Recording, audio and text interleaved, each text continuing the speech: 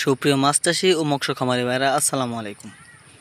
দেশ ও প্রবাস থেকে যে যেখান থেকে বসে আমার এই ভিডিওটি দেখছেন, আপনাদের সকলকে জানাই আন্তরিক শুভেচ্ছা।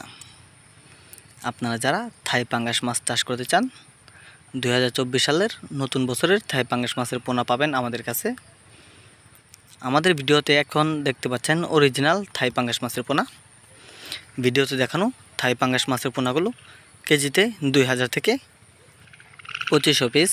আপনারা যারা এরকম সাইজের নতুন বছরের থাই পাঙ্গাস মাছের পোনা ক্রয় করতে চান, তারা আমাদের ভিডিওর স্ক্রিনে দেখানো নম্বরে যোগাযোগ করুন।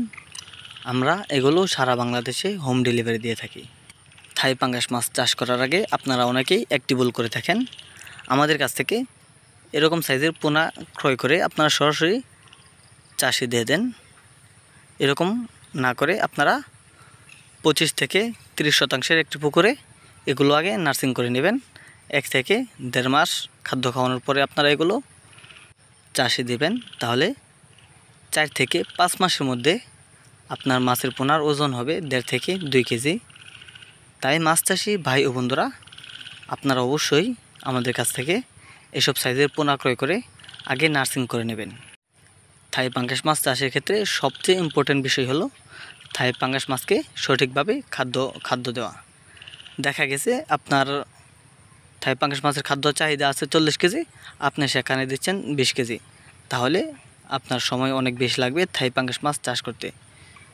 আপনারা যারা থাই পাঙ্গাস মাছ চাষ করেন, সঠিকভাবে খাদ্য প্রয়োগ করবেন, ইনশাআল্লাহ আপনারা লাভবান হতে পারবেন।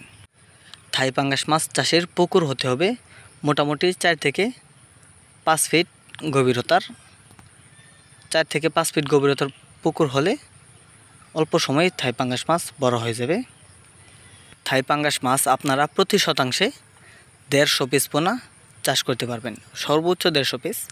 তাহলে সঠিক সময়ে থাই পাঙ্গাস মাছ বড় হয়ে যাবে এবং বাজারে বিক্রি করতে পারবেন।